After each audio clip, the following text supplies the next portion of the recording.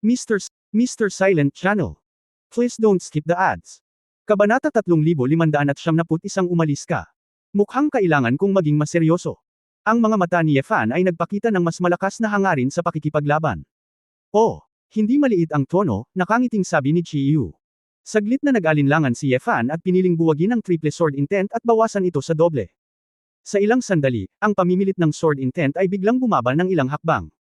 Nang makita ito, hindi napigilan ni Bai Chenluo na magtaka, ano ang problema ni Yefan? Bakit bigla mong pinahina ang kanyang layunin sa espada? Kahit na siya ay isang taong may malaking pagkakaiba sa lakas, malinaw niyang nararamdaman na si Yefan ay mas mahina. Nabugbog na ako bakit hindi lumakas pero hamina. Ngumiti si Emperor Yan at sinabi, masarap talagang umangkop sa sitwasyon, ngunit ito ang unang hakbang. Sa katunayan, kahit na winawasak lang ni Yefan ang double sword intent, ang lethality ng sword intent ay sapat na para basagin ang depensa ni Chiyo. Sa makatuwid, ang pagkakawatak-watik ng triple sword intent, bagamat mas malakas, ay labis na pagpatay lamang. Hindi lang iyon, ngunit ang tatlong layer ay gagawing medyo mahirap ang pagmamanipula ni Yefan sa sword intent. Pagkatapos ng lahat, ito ay isang medyo matinding anyo ng self-disintegration. Natural na naunawaan ni Chiyu ang intensyon ni Yefan at muling tumawa. Anak, ang pagbabawas sa antas ng pagkakawatak-watik ng sword intent ay talagang makakapagpabuti sa iyong bilis at flexibility.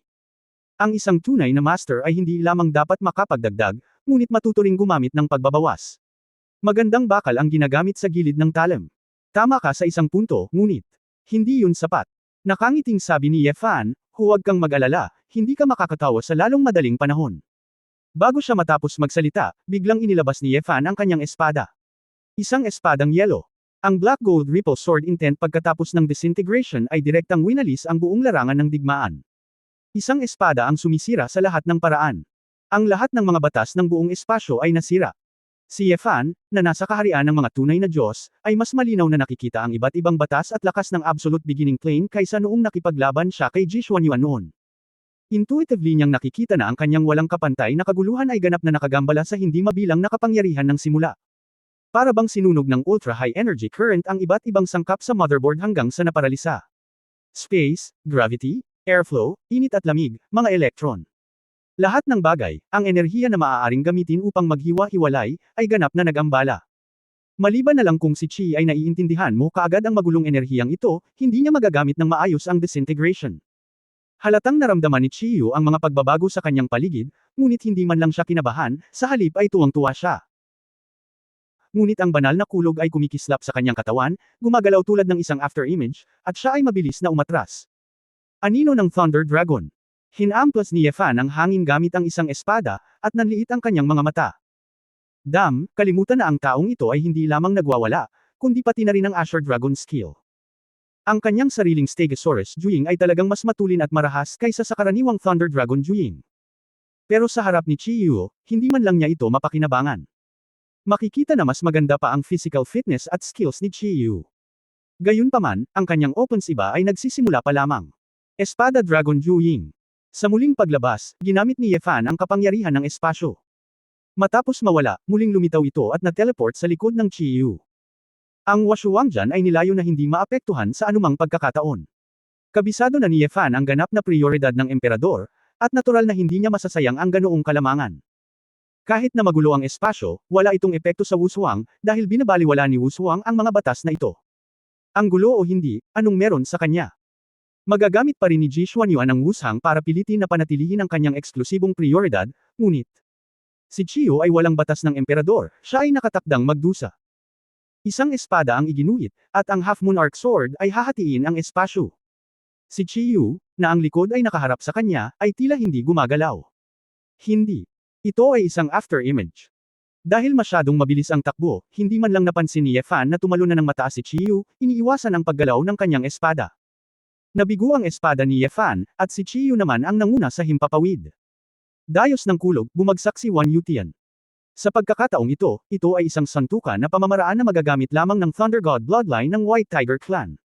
Siyempre, wala namang pakialam si Chiyu sa bloodline, ginamit lang niya. Ang mga mata ni Chiyu ay tumitibok ng platinum na kidlat, ang kanyang payat at matitibay na mga braso, isang kamao ang nahulog mula sa langit. Tila 10,000 makalangit na volt ang gumuho sa isang iglap. Bahagyang nakita ni Yefan na ang isang mabangis na puting tigre na mythical beast, na may dagwang bibig na nakabuka, ay walang pakundangan na sumugod sa kanya. Boom! Ang nakakasilaw na kulog na liwanag ay naging haligi ng liwanag. Nang natamaan ang ulo, naramdaman ni Ye Fan na huminto ang oras sa paligid niya. Napakadilim sa harap mo. Ang kanyang ulo, na parang bowl ang bakal, ay biglang nabasag sa lupa, at maging ang kanyang buong katawan ay nahulog dito. Ang matigas na lupa sa loob ng Yantian Ring ay nabasag sa isang lubak na daan-daang metro ang lapad at 10-10 metro ang lalim. Duguan ang ulo ni Ye Fan, at nakita na niya ang bungo. Oh! Hindi nito nasira ang ulo ng iyong anak. Oo, naabutan nila si Qinglong, sabi ni Qiyu na may mapaglarong hitsura sa kanyang mukha. Nang makita ang eksenang ito, namumula na ang mga mata ni Bai Chenluo, at tinakpan niya ang kanyang bibig at pinigilan ang kanyang boses. Itong tanga, wala ka talagang awas sa manugang mo. Bulong ni Emperor Yan na may mapait na ngiti. Pagkaraan ng ilang sandali, bumalik si Ye Fan sa kanyang katinoan. Dahan-dahan siyang tumayo, bagamat gumaling na ang kanyang katawan, ngunit puno ng kalituhan ang kanyang isip. Paano ito posible? Si Qiyu ay walang puwang para sa pagkakawatak-watek, paano niya naiiwasan ang kanyang pag-atake ng ganoon kadali? Magkaiba ba talaga ang bilis ng dalawa? Anak, gusto mo bang ipagpatuloy ang pagbugbog? Tanong ni Qiyu. Halika ulit. Hindi na naniniwala si Ye Fan sa kasamaan, naging dragon na siya, walang dahilan para matalo sa Qiyu in the flesh. Ang sword intent sa buong katawan niya ay mabilis na nawala ang lahat ng halo, tanging walang katapusang kadiliman. Talunin. Ang walang awa at mapangwasak na pamimilit ay bumulaga kay Yan Emperor at Bai Chenluo. Anong desperado na kendo, mukhang magseseryoso ang kaibigan ko, ungol ni Yandy. Si Ye Fan ay nakakuha na ng paninindigan sa pakikipaglaban, kinuyam ang itim na apoy ng Absolute Beginning, at muling naglunsad ng galit na pag-atake kay Qiyu. Sa pagkakataong ito, umabot na sa ibang level ang bilis ni Ye Fan. Sa isang iglap, lumipat ang espasyo at umikli ang distansya. Sa simula, ito ay parang isang mud sword dance, at ito ay diretso at tuloy-tuloy patungo sa Qiyu.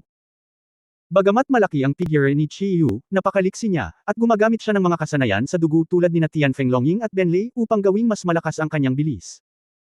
Gumawa si Ye Fan ng daan-daang sunod-sunod na espada, ngunit nagulat siya na hindi niya natamaan si Qiyu, ngunit habang pabilis ng pabilis ang kanyang bilis, palagi siyang pamilyar sa posisyon ni Qiyu, at ang talam ng espada ay palapit ng palapit. Sa wakas naging seryoso ang ekspresyon ni Qiyu. Ice Dragon Teeth. Ang Zuanbing Dragon Teeth. Ang pag-ikot ay lumikha ng isang bagyo. Ding ding ding.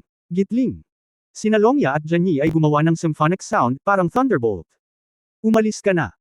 Ang katawan ni Ye Fan ay natatakpan ng Invincible Sword Intent, pilit niyang hinawakan ang mga ngipin ng Ice Dragon, at patuloy na dinidiin si Qiyu gamit ang kanyang espada. Kabanata 3572 napakahusay. Ngunit sa sandaling ito, napagtanto ni Ye Fan na may mali. Ang mga sirang Ice Dragon ng ngipin, bagamat nabigo silang magdulot ng banta sa kanya. Ngunit nag-iwan ng hindi mabilang na Ice Slag. Sa sandaling ito, inilunsad ni Qiyu ang disintegrasyon. Bang bang bang. Gitling. Libo-libong Ice Slag, kasing pino ng mga particle, ang nagkawatak-watek sa isang direksyon sa ilalim ng banayad na kontrol ng Qiyu. Sa ilang sandali, ang bawat Ice Slag ay naging isang napakahiwagang ice cannon. Ang blue-white mysterious ice disintegration shockwave ay agad na nilunod ni Ye Fan at itinulak ito palabas ng libu-libong metro ang layo. Sa isang kisap mata, lumitaw ang isang mataas na pader ng misteryosong yelo na umaabot ng 12-dosenang milya. Si Ye Fan ay nagyelo sa loob ng mataas na pader na ito na may gulat na ekspresyon sa kanyang mukha. Kaya, ayun na. Kahit nasa ilalim ng epekto ng isang tibak ng hamog na nagyelo at malamig, lahat ng bagay dito, at maging ang kalawakan, ay hindi maaaring maghiwa-hiwalay. Ngunit ginamit ni Qiyu ang misteryosong yelo na nilikha niya para maghiwa-hiwalay. Ito ay parang isang bagay na biglang lumitaw, at si Ye Fan ay walang oras na baguhin ang istruktura ng mahiwagang yelong iyon. Nalaman talaga ni Qiyu ang kahinaan ng kanyang sword intent sa maikling panahon.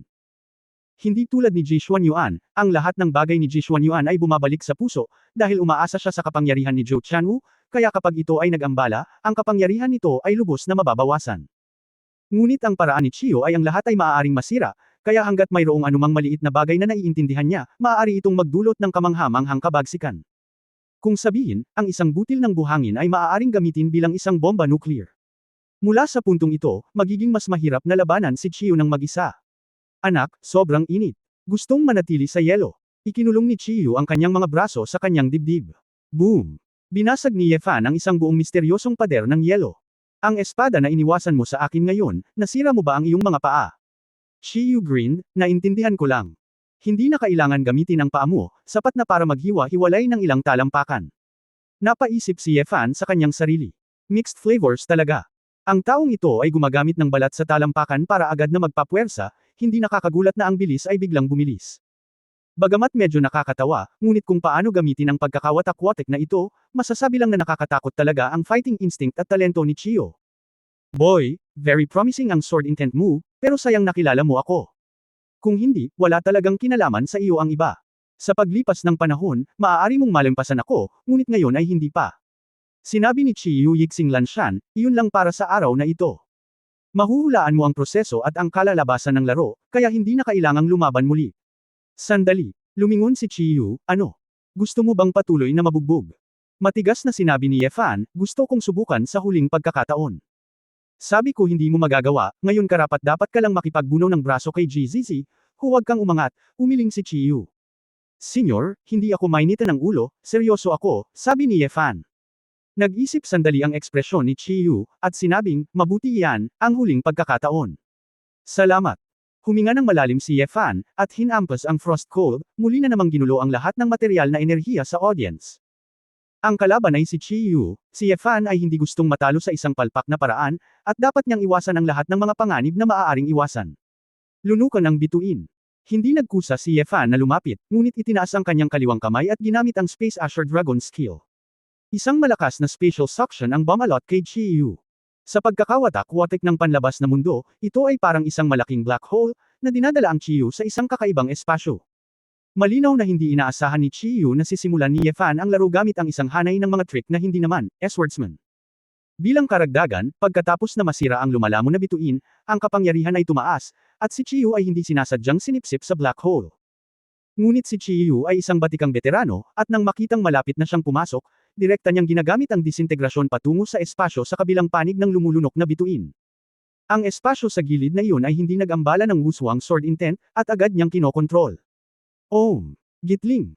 Ang espasyo sa loob ng lumulunok na bituin ay magulo, dahil ang dalawang puwersang nagkakawatak-watak ay magkakaugnay, na nagresulta sa isang direktang pagsabog ng kalawakan. Sa sandaling nakatakas si Chiyu, nalaman niyang naghihintay na sa kanya si Yefan. Ang paligid ay tila nagyelo, at ang katawan ay hindi makagalaw. Thunderblade, bawasan ang oras.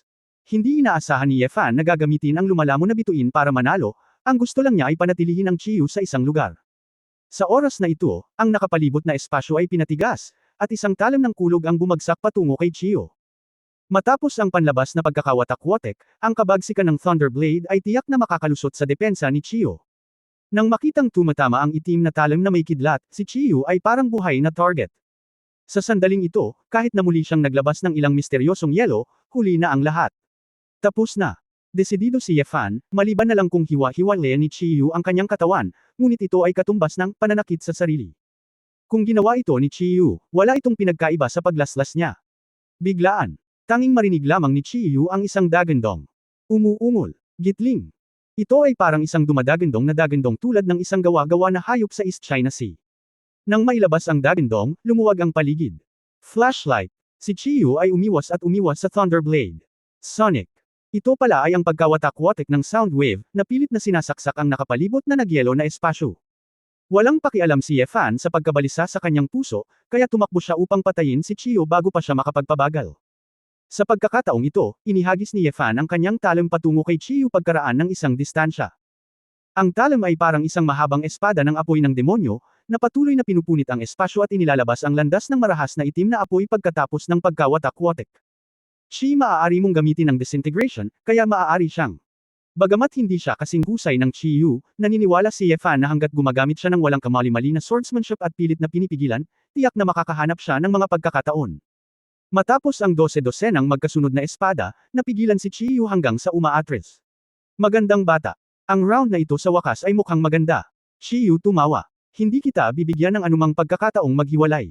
Ang mga mata ni Yefan ay puno ng matatalim na espada. Si Chiyu ay magaling sa melee combat, ngunit dahil dito, hindi siya makakatanggap ng mga long-range attacks. Dahil kapag malayo na ito, magkakaroon ng lahat ng uri ng paraan ng Chiyu para magamit ito para maghiwa-hiwalay, na magiging mahirap. Sa makatuwid, pinilit ni Yefan ang hakbang-hakbang, gamit ang prinsipyo ng 1 pulgada ang haba at 1 pulgada, upang sugpuin ito gamit ang isang espada. Si Chiyu ay may ngiti sa kanyang mukha, ngunit ang kanyang mga mata ay napakatalas din. Matapos ang isa ay sumandal upang iwasan ang espada ni Ye Fan, ibinuka niya ang kanyang bibig at nagpakawala ng malakas na dagandong. Huwag mo nang isipin iyon. Inasahan ito ni Ye Fan, at sa isang iglap, sinira ng walang kapantay na layunin ng espada ang prinsipyo ng sound wave. Ngunit sa sandaling ito, si Chiyu talaga ang nagkusa na makilala siya. Gamit ang malaking kamay, nagkusa siyang hawakan ang espada ni Ye Fan. Para saan ito? Natigilan si Ye Fan saglit, ngunit biglang napagtanto na may mali. Ang epidermis sa kamay ni Chiyu ay biglang naputol, at ang malakas na puwersa ay direktang bumalot sa simula ni Ye Fan. Kaagad na sumunod, ang dugo ay lumipad palabas, at ang isang alon ng pagkawalang galaw ay nagpatulo ng dugo kay Ye Fan. Oops! Sa isang iglap, ang patak ng dugo ay nagkawatak-watik at naging 12-dosenang matingkad na pulang paputok na sibat, na tumagos sa katawan ni Ye Fan. Puff puff! Gitling! Nag-react lang si Ye Fan sa kanyang puso, ngunit dahil hawak niya ang espada sa kanyang kamay, hindi niya ito naiwasan sa oras. Hindi niya maiiwasan ang galaw na ito maliban kung nabitawan niya ang kanyang espada ngayon lang. Ngunit, si Chiyu ay sigurado sa kanya, bilang isang eskrimador, hinding-hindi niya ihuhulog ang kanyang espada sa larangan ng digmaan. Nakahiga sa lupa, napabuntong hininga si Ye Fan, tumutulo ang dugo sa buong katawan niya. Talagang tama. O hindi. Ngumiti si Ye Fan ng pilit. Hindi ko man alam kung gaano karami ang nagamit ni Chiyu, pero sa mga detalye ng laban, alam kong malayo siya sa kalaban. Tiningnan ni Chiyu ang nasunog na palad na nakalabas na ang mga buto, ngunit nagpakita ng kaunting kaganhawahan. Napakagaling. Ang simpleng salita ang nagpagulat kay Ye Fan, na nakahandusay sa lupa, at naramdaman niyang hindi na masakit ang sugat. Isang matanda at isang bata, ang lahat ay tila tumatawa ng nakakaloko. Lumapit si Emperor Yan sa pagkakataong ito, natatawa pa ako, talakayan lang, bakit kailangan pa? Kaibigan, ang iyong sword intent ay nakagambala sa aking recovery spell, kaya mangyaring dahan daw ang gumaling ng mag-isa. Tumayo si Ye Fan. Nakangiting sabi, ayos lang, nabasag ko lang ang atay, tiyan at bituka, magiging maayos din ito. Nagbago ang ekspresyon ni Ye Fan nang matapos siyang magsalita, nakasimangot din sina Chiyu at Emperor Yan. Labas muna ako. Iniwan ni Chiyu si Yan Tianjia nang walang sabi-sabi. Kabanata 3573. Iniunat ni Emperor Yan ang kanyang likod, si Fusheng ay nagnanakaw sa loob ng 100 araw, kaya dapat akong lumabas at gumawa ng seryosong bagay. Pagkatapos magsalita, tumanggo si Emperor Yan kay Bai Chenluo na may ngiti, at iniwan ang singsing. Anong nangyari? Nag-aalalang tanong ni Bai Chenluo. Natural na iniunat ni Ye Fan ang kanyang kamay at kinurot ang mukha ng babae. Malaking bagay, dito ka lang magpahinga. Nagulat si Bai Chenluo, na parang hindi niya inaasahan na si Ye Fan ay gagawa ng ganoong galaw o sasabihin sa kanya ang ganoong bagay. Bago pa siya makapagsalita, umalis na si Ye Fan. Sa sandaling ito, ang mata ng impyerno ay lumulubog na tulad ng isang malaking alon. Ang isang malaking bilang ng mga multo na hayop, umaatungal at nagsisigawan, ay dumagsa mula sa gate ng multo. Si Chiyu ay nakatayo na sa itaas ng mata ng impyerno, sumusuntok at sumipa, pumapatay ng libu-libong multo at hayop sa bawat galaw. Kapag ang asawa ang namumuno, hindi mabubuksan ang kahangahangang paraan ng 10,000 multo. 100 Ghosts Night Walk. Sumimangot si Ye Fan. Ito ay tiyak na hindi isang ordinaryong night walk of 100 ghosts. Hindi nagtagal at natapos ang huling pagkakataon. Nakatuon ito na ang dalas ay hindi magiging napakabilis. Sinabi ni Emperor Yan, mukhang ang sitwasyong nahulaan ni Xuanyuan ay maaaring mangyari talaga, at ang kapangyarihan ng Underworld ay natipon na. Ngayon, ang pagtitipon ng mga puwersa sa Underworld.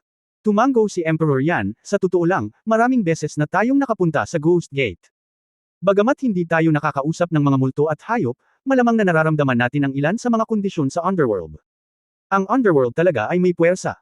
Mayroon ding mga pakikibaka sa pagitan ng mga multo at hayop, at lahat ng partido ay nahahati sa mga pananakop. Ang mga malalaking multo sa Underworld ay medyo matalino, at ang mga Ghost King ay may kakayahan na maging pinuno. Ang mga Ghost King at ang malalaking multo ay talagang mahirap pakitunguhan, ngunit dahil mayroon silang sariling para makalaban, medyo madali para sa amin na bantayan ang tarangkahan ng mga multo. Gayunpaman, sa mga nagdaang panahon, ang mga multo at hayop ay may higit at mas madiskarteng at taktikal na intensyon, at madalas nilang inaatake tayo ng hindi handa. Maraming Diyos ng Mingkuan ang namatay sa mga operasyong pagpatay ng multo na ito. Naalala ni Ye Fan ang mga Ghost King na nakausap niya noon sa Underworld, at ang mga Ghost Emperors na malabo niyang naramdaman. Boss Jiang, ikaw, ibig sabihin ba ay pinag-isa ang Underworld? Kahit na hindi ito pinamumunuan ng isang Ghost Emperor, at least naayos na nila ang kanilang panloob na mga salungatan. Mahigpit na sinabi ni Emperor Yan, ang mga multo at mga hayop ay hindi maaaring patayin, at ang kapangyarihan ng Underworld ay imposible. Matapos mawala ang 6 na kaharian ng reinkarnasyon, ang kaluluwa ay hindi na makabalik sa araw, at sa wakas ay mahuhulog sa Underworld, na maaaring ilarawan bilang pagbabago ng bilis. Kapag ang underworld ay talagang pinagsama ang harapan, ito ay magiging isang mabagal na kamatayan para sa mundo. Nadurog ang puso ni Yefan. Sa pag-iisip tungkol dito ng mabuti, walang likas na pagkakaiba sa lakas sa pagitan ng underworld at underworld. Ang dalawang mundo ay orihinal na mapagpapalit, kaya ang mga mapagkukunan ay orihinal na pantay. Ito ay walang iba kundi isang madilim na impyerno sa isang tabi at isang maliwanag na langit sa kabilang panig. Ngunit ngayon, ang langit ay bumagsak, at ang mga multo at mga hayop ng impyerno ay mabangis. Bagamat maraming mga powerhouse sa kaharian ng mga tunay na Diyos sa kampo ng Yangjan, hindi marami sa underworld. Sa huling pagsusuri, para baguhin ang kasalukuyang sitwasyon, maliban na lang kung ang antas ng Demon Dragon Emperor noong unang panahon ay handang gumawa ng puwersa, kung hindi. Pabayaan ang tunay na Diyos, kahit ang Nine Tribulations Blue Dragon ay hindi maglalaro. Hindi magandang magpatuloy ng ganito, ang kampo ng underworld ay hindi natatakot sa kamatayan, gayunpaman, ang kaluluwa ay mapapabilang sa kanila sa huli. Ang isang master sa mundo, ang isang kamatayan ay isang mas mababa. Bumantong hininga si Emperor Yan, hindi ba? Kayong dalawa, anong ginagawa nyo? Kung gusto ninyong pumatay, pumatay, kung ayaw, lumabas. Nang makitang hindi kumibo ang dalawa, malamig na pinunasan ni Chiyu ang kanyang kilay. Tanga, ang mata ng impyerno na ito ay iyong teritoryo. Kung wala ang iyong pahintulot, hindi ba't walang pasasalamat na kumilos tayo? Pang-aasar ni Emperor Yan. Kung gayon, huwag barilin, lumabas ka. Shi, masungit ka. Ngumiti si Yefan at tinawag si Shang Shanro Shui, at ang layunin ng likidong espada ay lumabas. Boss Jiang, yan ang sabi mo, hindi ko sinabing hindi ko kaya. Itinuro ni Yefan ang isang daliri, at isang malaking halaga ng sword intent ang lumabas mula sa tuldok na iyon pagkatapos makompress. Bumagsak ang Milky Way sa loob ng 9 na araw. Ang itim na gintong tiyanhi ay naghuga sa maliit na kalahati ng mata ng impyerno, pumatay ng hindi mabilang na mga multo at hayop, at binasag ang isang malaking multo na lumabas sa malayo hanggang sa punto ng pagkalipol. Yung asawa at manugang, outsider ako, kaya hindi kita guguluhin. Sumulyap si Emperor Yan sa larangan ng digmaan at sinabing, nandito kayong dalawa, dapat ay ligtas ang mga mata ng impyerno, babalik muna ako sa Yushu Palace. Narinig ito ni Yefan at naintindihan ito ng husto. Kahit nakausapin at pagtawanan sila ni Emperor Yan at maaaring maging magkaibigan, ang tunay na relasyon ay Jishuanyuan pa rin. Bilang tinatawag na magkatulad, mula sa ugali ni Jishuanyuan kay Emperor Yan, mararamdaman mo ang pagmamahalan sa pagitan nila. Matandang luya. Biglang sumigaw si Chiyu. Ihahagis na sana ni Emperor Yan ang Dragon Shadow Fragmentation ng Makar inig siya ng malakas na sigaw at bigla siyang nagising. Mabilis na umatras ang kanyang figura, ngunit huli na. Nakita ko ang espasyo sa paligid ni Emperor Yan, na parabang walang awa itong dinurog ng malaking kamay. Ang itim na mga kuko ng multo ay sumambulat sa langit ng walang babala. Naputol ng Ghost Claw ang Dragon Shadow Fragment Kong, at kasabay nito ay sinunggaban ang Emperor Yan at dinala siya sa Underworld. Kahit na ang lakas ni Emperor Yan ang pinakamagaling sa mga tunay na Diyos, ang may-ari ng kamay ng multo ay halatang hindi isang generalist. Bilang karagdagan, ang paglipat na ito ay hindi inaasahan, kaya hindi direktang makatakas si Emperor Yan. Napatay ni Yefan ang isang Stegosaurus, ngunit huli na. Damn! Nang makita ito, nagplano si Yefan na magmadaling bumaba para iligtas ang mga tao. Maghintay.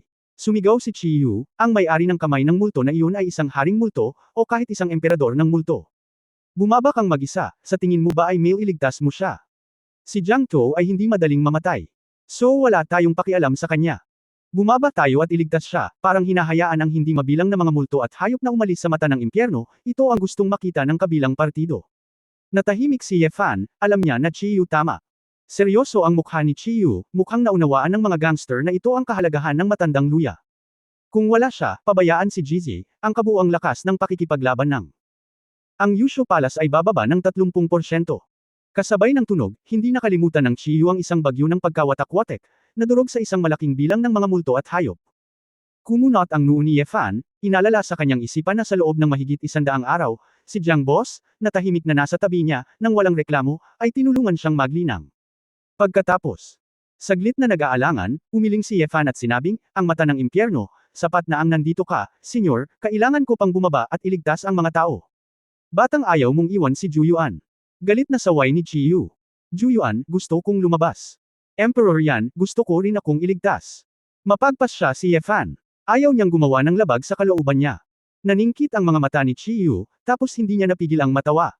Good boy. Bumaba ka, magbabantay ako dito. Salamat, senyor. Si Yefan ay hindi nang ahas na mag-antala, at direktang sumugod sa mata ng impyerno. Ang banal na kamalayan ay parang sapot ng gagamba, naghahanap ng galit na galit. Hindi ito ang unang pagkakataon na makapasok sa underworld, at ang kaharian ay umakyat sa tunay na Diyos, at ang prinsipyo ng orihinal na eroplano ay nahawakan. Sa pagkakataong ito, ang nakikita ni Yefan ng iba't ibang enerhiya sa underworld ay naging mas malinaw at mas madaling maunawaan. Ang gayong pagpapabuti, kasama ng walang kapantay na pananaw na mayroon na siya, ay nakapagtataka na naging maayos ang paghahanap ni Yefan. Mabilis na nakahanap si Yefan ng malaking itim na bola ayon sa mga sipsip ni Yang Chi na iniwan ni Emperor Yan. Anong tanga, nakita mo ba na may isang lalaki na itinapon ang sarili sa lambat? Isang nakakatakot na voice transmission message ang pumasok sa isip ni Yefan. Ang Ghost King pala ay nakikipag-ugnayan sa kapwa angkan. Kabanata 3574. Hindi ito gagana. Haha, ito ang bagong Emperor Swordsman. Napakahusay, ang labanang ito ay pumatay ng 2 ibon sa isang bato.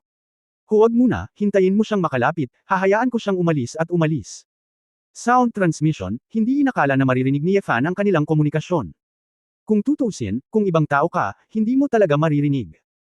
Ngunit ang walang kapantay na pagsusuri ni Yefan sa lahat ng enerhiya, ang sound wave na ito ay talagang nakita ni Yefan sa paraan ng nakikita. Si Yefan mismo ay hindi inaasahan na pagkatapos ng kaharian ng tunay na Diyos, ang kanyang kakayahan sa pangunawa ay magiging napakalakas. Maaaring ito ang dahilan kung bakit, sa mata ng lumikha, walang anumang mga lihim. Sa pagpapabuti ng kaharian, natural na maunawaan ang lahat. Nang makitang pumasok siya sa attack range ng Black Ball Ghost King, biglang bumaril ang Ghost King. Ilang nakatagong ghost hands ang direktang kumislap mula sa kawalan at pinalibutan si Yefan. Maghintay lamang sa sandaling ito. Biglang hinawakan ni Yefan ang espada sa magkabilang kamay, at isang mabilis na volley ang umikot sa hangin, at ang 2 espada ay bumunot ng ilang Azure Sword Intent. Sa harap ng wuswang, maging ang kapangyarihan ng mga multo at hayop sa underworld ay walang exception. Ang kamay ng multo ay ganap na nap unit, at ang impluensya ng kaguluhan sa kalawakan ay walang kabuluhan kay Yefan. Si Yefan mismo ay isang rule destroyer. Siya ay walang prinsipyong pumatay ng isang Stegosaurus sa harap ng itim na bola. Anong nangyayari? Paano niya nalaman na papatol ako? May bahid ng panik sa tono ng Ghost King. Hinawakan ni Yefan ang espada sa kanyang backhand, at isang nakakatakot ang tumawid, isang espada ang tumusok sa hangin, at ang kalawakan ay yumanig ng malakas. Walang katulad na natural na pinakawalan at nawasak, ang dimensyon ay nagpal-e sa layunin ng espada, na napunit ang isang malaking butas sa itim na bola. Ang Ghost King ay nagpakawala ng isang umiiyak na tunog, at ang hindi mabilang na itim na maliliit na hayop na multo ay tumalsik mula rito, na parang may hawak na isang ghost beast na itlog, sila ay naglabas ng maaga. Swordfire ang sumunog sa lungsod. Si Yefan ay natangay gamit ang isang espada, itim, asul at ginto, 3 kulay ng apoy, sumisipol at nagngangalit sa lahat ng direksyon. Ang Burning City Azure Dragon skill, na kinabibilangan ng Sword Intent, ay sumisira sa hindi mabilang na mga Ghost Beast na itlog. Ang Ghost King ay nagpakawala ng isang masayang maingay na dagandong. Hindi. Paano ito nangyari? Napansin ni Ghost King na may mali, at mabilis na pinagaling ang kanyang katawan, sinusubukang panatilihing nakakulong si Emperor Yan sa loob. Malamig at malubha ang mukha ni Yefan, at pagkatapos na maramdaman ang hininga ni Emperor Yan ng mas malinaw, sunod-sunod niyang inindayog ang ilang buhawi ng espada. Gamit ang Qinglong skill ni Suya Huifeng, ginawa ni Yefan ang Tianfeng Tornado sa isang Sword Intent Storm. Gaano man kabilis gustong ayusin ito ng Ghost King, durug-durug pa rin ang kanyang malaking katawan. Kung hindi dahil sa katotohanan na ang Ghost King na ito ay may matatag na cultivation base at isang malakas na primordial spirit, nawasak na sana siya ng paulit-ulit na mga pinsala. Ilang Sword Intent Gusts ang bumasag sa Keizuang Avenue ng walang awa. Nakakita ako ng Cyan figure, pinalayas si Tianfeng Longying, at lumabas mula rito. Munting kaibigang Yefan, maraming salamat. Sinamantala ni Emperor Yan ang pagkakataon upang tuluyang makatakas mula sa katawan ng Haring Multo. Magaling siyang tumulong sa pagbawi. Bagamat hindi mahina ang kanyang mga pamamaraan sa opens iba, dumanas siya ng madilim na pagkawala sa harap ng palihim na pag-atake ng Ghost King na ito. Hindi siya maaaring manalo laban sa Ghost King na ito dahil sa kanyang cultivation, at wala siyang malakas na kakayahan sa pag-atake. Palibhasay nasa tiyan ng Haring Multo, mas nahirapang makaahon sa gulo. Ang Ghost King na iyon ay patuloy na kinakain ang kakanyahan ng kanyang buong katawan, upang kung nais ni Emperor Yan na gamitin ang kanyang lakas, siya ay lubhang manghihina, at hindi niya magagawa ang kanyang lakas. Akala ko may malaking mangyayari sa pagkakataong ito, ngunit hindi ko inaasahan na papatayin siya ni Yefan ng ganoon kabilis, na nagpainit sa pakiramdam ni Emperor Yan. Dahil magkaibigan sila, dapat. Ngumiti si Yefan. Bago siya matapos magsalita, 12 ng makapangyarihang Ghost Beast ang biglang lumitaw sa paligid. Ang mga multo at hayop na ito ay lahat ay nasa itaas ng antas ng malalaking multo ng walang pagbubukod, na may kakaibang hugis at iba't ibang hininga.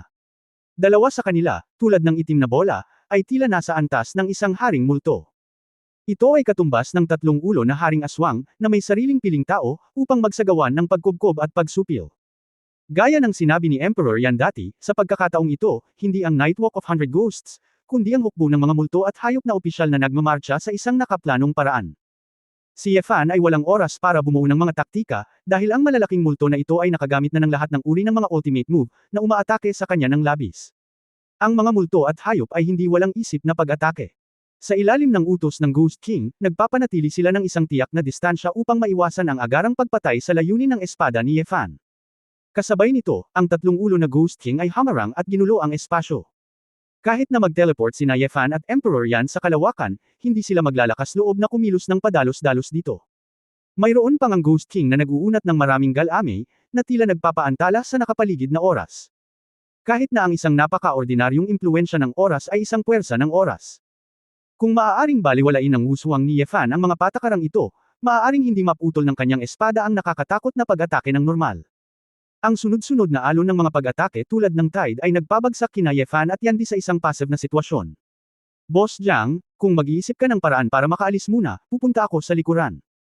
Alam ni Yefan na kailangan niyang hayaan muna si Emperor Yan, kung hindi, tiyak na hindi siya makakalabas ng mag-isa. Bahala ka ngayon lang, this time nandito ako para tulungan ang kaibigan ko. Inilabas ni Emperor Yan ang kanyang ochre na letigo, nagbuhos ng ilang table tasks, at hinugot ito gamit ang isang letigo at binasag. Ang mga medicinal pill na ito ay naging makulay na pulbos at napuno ang larangan ng digmaan ng underworld. Para sa isang oras, higit sa kalahati ng mga malalaking multo ay tila paralisado at tumigil sa pag-atake. Gamit ang mga prinsipyong natutunan niya mula sa Ochre Whip, sinilip ito ni Yefan at nalaman na ang yin chi sa mga aswang at hayop na ito ay may salungatan ng lamig at init. Katumbas ito ng magulong pagdagsa ng dugo ng tao, natural na hindi makapagbigay ng puwersa. Mabuting tao. Ang alchemist na ito ay talagang nakagawa ng gamot para parusahan ang mga multo at hayop. Biglaan. Sa sandaling itinaas ni Yefan ang kanyang ulo, may nakita siyang isang bagay na nagpalubog sa kanyang mukha. Munting kaibigan. Ang epekto ng gamot na ito ay panandalian, bilisan mo. Nang marinig ang sigaw ni Emperor Yan, si Yefan ay nagmamadaling nakahanap ng puwang, at sa proteksyon ng maraming lumilipad na espada, nagmamadaling lumabas sa Eye of Hell. Sa sandaling lumabas siya, naramdaman ni Yefan ang isang Imperial Sword Intent na umaagos sa larangan ng digmaan. Ji Xuanyuan. Ang eskrimador na may naglalagablab na gininto ang apoy at isang mabangis na ekspresyon ay biglang lumingon sa kanyang ulo. Boss Jiang, ayos ka lang ba? Nagmamadaling lumipad si Ji Xuanyuan, hindi kita makontak hanggang sa pumunta ako dito para malaman na hinuli ka ng haring multo, pero hindi sasabihin ng loko, saan ka naaresto, talagang kasuklam-suklam. Pagkasabi niyan, dadalhin ng batang ito ang matandang ulo ng luya, nagmamadali ka ba? Naiinis na sabi ni Chiyu. Binigyan ni Ji Xuanyuan si Chiyu ng kakaibang tingin, at pagkatapos ay nagbigay ng tame time na saludo kay Yefan. Maraming salamat, kapatid na Yefan. Umiling si Yefan, dapat, sugpuin muna natin itong 100 Ghosts Night Walk. Kung titingnan ang sitwasyon sa ibaba, ang Ghost Army ay mayroon pa. Ang pagsupil. Natatakot ako na naging no way na. Napabuntong hininga si Ji Xuanyuan, at sabay na inihagis ang isang espada, nagbuhos ng isang malaking halaga ng liwanag ng espada, na nabasag ang isang malaking multo na malapit ng sumugod palabas. Hindi. Anong ibig mong sabihin? Nadurog ang puso ni Yefan. Nakabalita lang ang balo na ang Ghost Gate ng Wapalas, isa sa tatlong Ghost Gate sa Mount Sumi, ay inookupahan ng mga Ghost Beast. Mataimtim na sinabi ni Ji Xuanyuan, ang Yushu Palace ay maaari pa ring ipagtanggol sa ngayon, ngunit dapat ibalik ng balo si Boss Jiang, kung hindi ay hindi mapipigilan ang opens iba ng Ghost Emperor. Kabanata 3575 Ghost Emperor. Ghost Emperor. Ghost Emperor ang nagpakita. Hindi kaya mapipigilan ang iyong Supreme Sword Intent. Nagulat si Yefan. Ang digmaan ay hindi one-on-one na paligsahan. Gaano man katalim ang espada, espada lang ito. Isang espada, iniiwasan nila ito. Ito ang pinakamadaling paraan para harapin ito. Napabuntong hininga si Ji Xuanyuan, noong nakaraan, mga multo kung walang utos ang halimaw, madali itong masusugpo, at ngayon ang hayop na multo ay hindi na maituturing na isang mandurumog. Natahimik si Yefan, alam niyang tama si Emperor Xuanyuan. Para siyang nasa ilalim ng mata ng impyerno, ang grupo ng mga haring multo at malalaking multo, basta't nagtutulungan sila, mahihirapan siyang patayin ang mga ito. Pagkatapos ng lahat, sa antas na ito ng mga master, mayroong isang paraan para sa bawat isa upang patayin ang bawat isa. Sa oras na ito, mas malaki ang bilang, mas mabuti. Higit sa bilang, kahit gaano ka kabayanihan, gaano ka man emperador na eskrimador, hanggat hindi ka masisira, hindi ikaw ang lumikha, mamamatay ka pa rin. Kahit na bumagsak ang Wapalas, ipagpaumanhin, paano mawawala ng Ghost Gate sina Master Yao at Miss Shi ng Mount Samiro? Natatakot ako na magkakaroon ng higit sa isang Ghost Emperor, sabi ni Chi Yu, malawak ang underworld, kahit papaano sa kung ang mundo ay pantay, paano magkakaroon ng isang emperador lamang.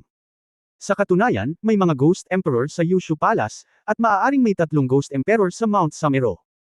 Sinabi ni Emperor Yan na may pagtataka, kahit na makapangyarihan ang mga Ghost Emperor na iyon, maaari silang tumawid sa linya.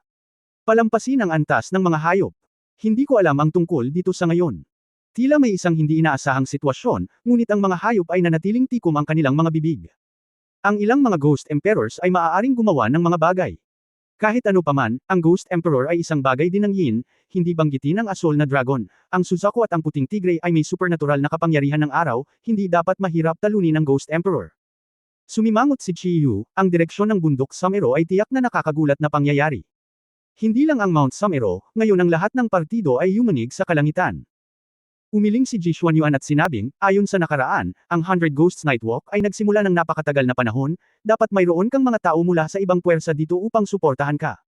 Ngayon ang Wapalas not to mention the loss, the people from Zizai sect didn't come, so it can be seen that they are all in a hard fight. Narinig yun ni Ye Fan, at nag-alala tungkol kay Jian Zizai, Zhao Zuan at iba pa. Dahil kinakabahan ka, bakit hindi ka magmadali at bantayan ang gate? Shi Yu urged. Ang tanga mo, halatang ni-delay ka. Magtatalo na sana si Ji Xuanyuan ng ilang salita, ngunit sa pag-iisip sa Yushu Palace sa malalim na krisis, nagngangalit siya at tiniis ito. Isang espada ang bumasag sa hangin, at nauna siyang bumalik kasama si Emperor Yan. Anak, nag-aalala ka ba kay Ziz Amen? Shi, makikita mo ang iniisip ni Ye Fan. Tumango si Ye Fan, medyo nag-aalangan. Ang Eye of Hell ay teritoryo ni Lao Su, umalis ka rito. Shi, umuungal ka. Mapait na ngumiti si Ye Fan, Senyor, iligtas mo ang ilang makapangyarihang multo at hayop, at babalik ako at papatayin ko sila.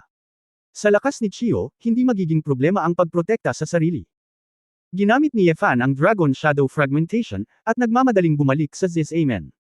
Pagdating ko pa lang, nakita ko na ang harapan ay isang matinding labanan na parang isang sakuna sa katapusan ng mundo.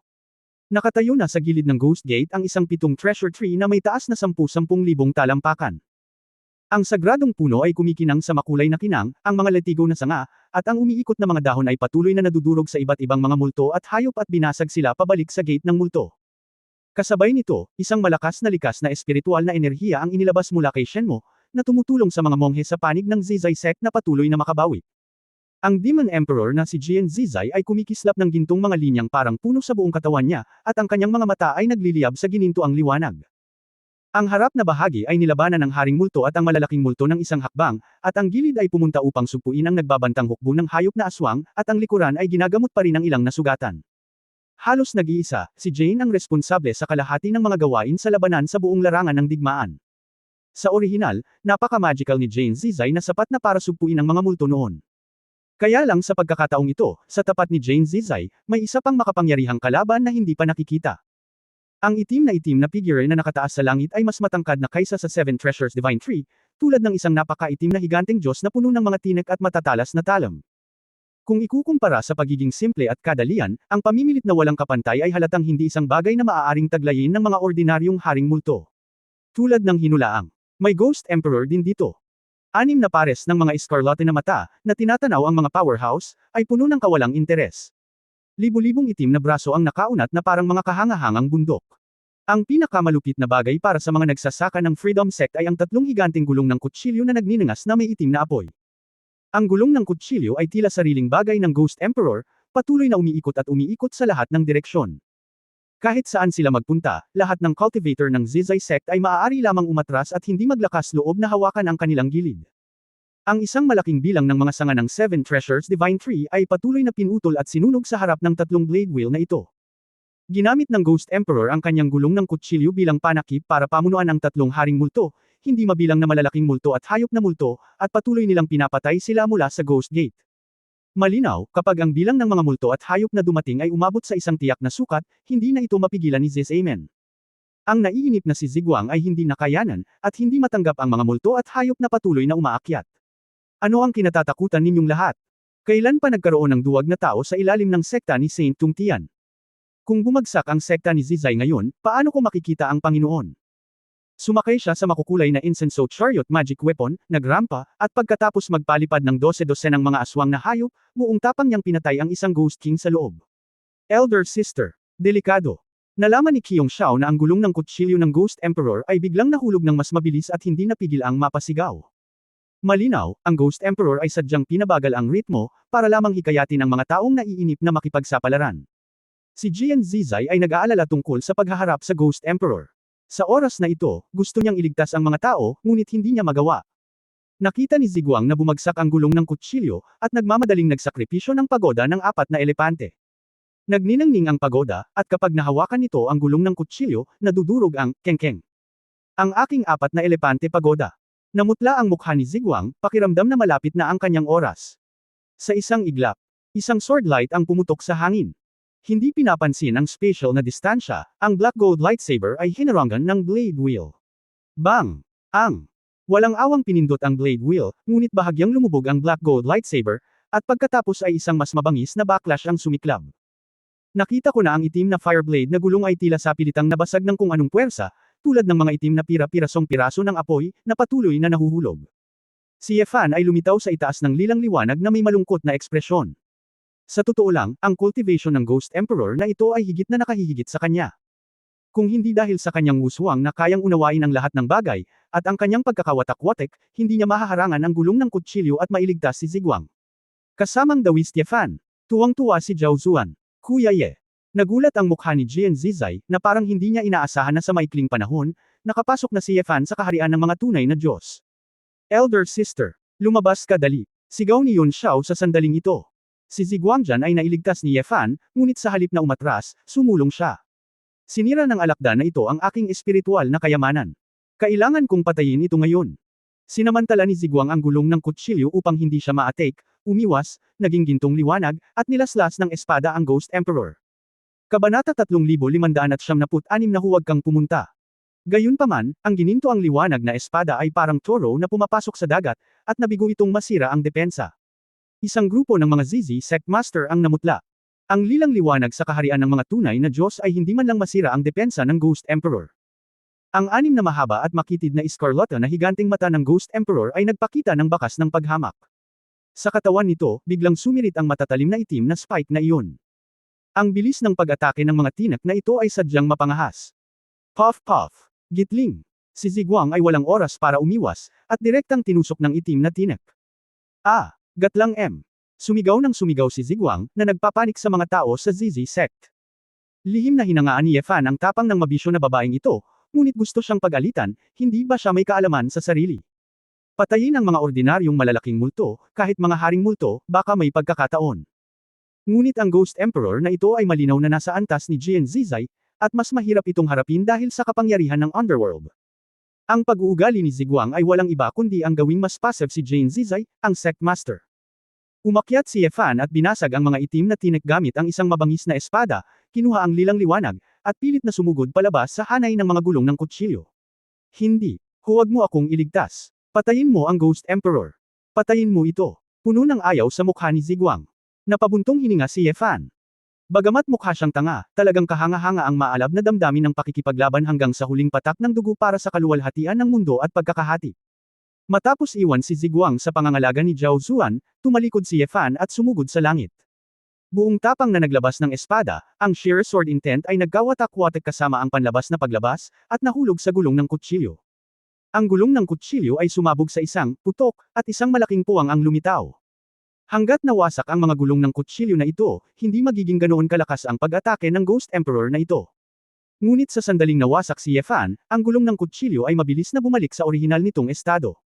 Anong problema? Hindi ba? Ang magic weapon nito. Brother Yefan, kung tama ang hula ko, ang mga Black Flame Art na ito ang magic weapon ng buhay ng Ghost Emperor na ito. Mahirap sirain. Sinabi ni Jian Zizai, gagamitin ko ang 7 Treasures Divine Tree para buksan ang daan para sa iyo, at gagamitin mo ang Emperor's Sword Intent para kunin ang buhay ng Ghost Emperor. Oo. Alam ni Yefan na mahirap ang oras, at sayang ang oras na umasa lamang sa kanyang sariling spatial na kakayahan.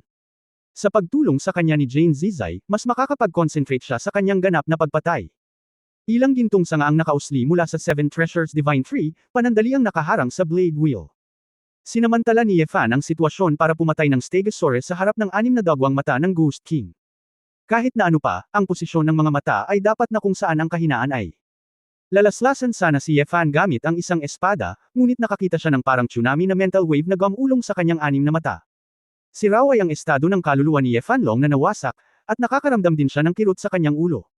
Sa sandaling naparalisa si Yefan sa maikling panahon, may bakas ng pagiging mapaglaro sa mga mata ng Ghost Emperor.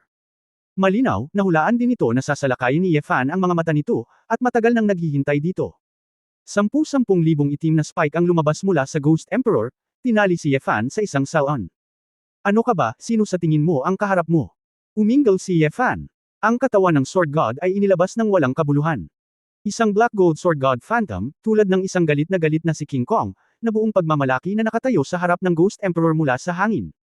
Kasabay ng lumalakas na layunin ng espada, ang panghihimasok ng espiritual na kapangyarihan kay Yefan ay nabasag din. Sa pamamagitan ng isang sword break ang all method, kahit nasirain ng spiritual attack ng Ghost Emperor ang banda, wala itong silbi.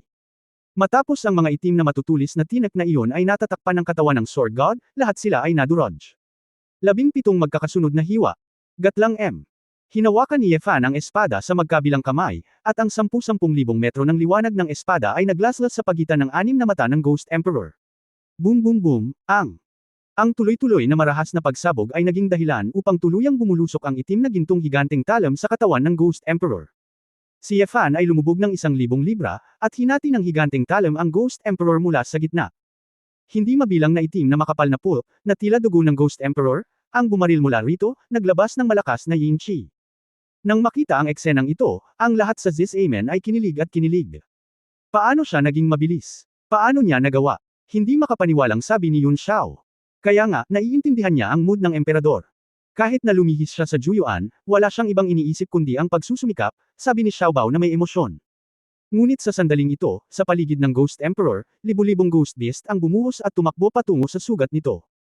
Ang alon ng mga Ghost Beast ay naging isang nutrient solution, at pagkatapos sumugod sa sugat ng Ghost Emperor, direkta nitong pinagaling ang sugat ng Ghost Emperor.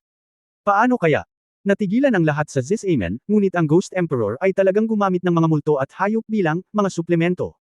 Sa larangan ng digmaan, ginamit ng general ang dugo ng mga sundalo para mabawi ang kanyang mga sugat. Napakalupit nito. Ang susi ay ang mga Ghost Beast na iyon ay walang karunungan, at sila ay talagang tinatangkilik ng mga Ghost Emperor sa kalooban. Malamig at mahigpit ang mga mata ni Yefan, at lubos niyang naramdaman kung bakit sinabi ni Ji Xuanyuan na hindi sapat ang pag-asa sa isang espada. Ang pinakamahusay ay parang tubig. Naglabas si Yefan ng malaking halaga ng sword intent. Kumaway. Nakakabaliw na alon. Direktang winasak ni Yefan ang layunin ng likidong espada, at sa isang iglap, ito ay parang napakalakas na tubig ng 4 na dagat, nilulunod ang hindi mabilang na mga multo at hayop. Ang mga cultivator ng Zizai sect, ang pressure ay biglang hamina ng husto, at muli ay may pag-asa na ipagtanggol ang Ghost Door. Imperial Swordsman. Hindi mo mababago ang sitwasyon ng pagbaliktad ng yin-yang, lahat ng ginagawa mo ay walang kabuluhan. Biglang isang malalim na boses ang lumutang sa langit. Maliban kay Yefan, walang nakarinig. Tumingin si Yefan sa Ghost Emperor, kahit na manalo ang Underworld, sa tingin mo ba mababago mo ang sitwasyon? Maiintindihan mo talaga ang communication ko, nakakatuwa. Ang Ghost Emperor na malapit sa mata ng impyerno noong nakaraan ay hindi ikaw. Tama. Ramdam ni Yefan ang pagkakaiba ng paghinga. Kung gusto mong malaman ito, maaari kang pumunta sa Underworld. Kung gusto mong mamatay, bumangon ka mag-isa, ngini siya ni Yefan. Haha. Emperor Swordsman, masyado ka pang walang muwang.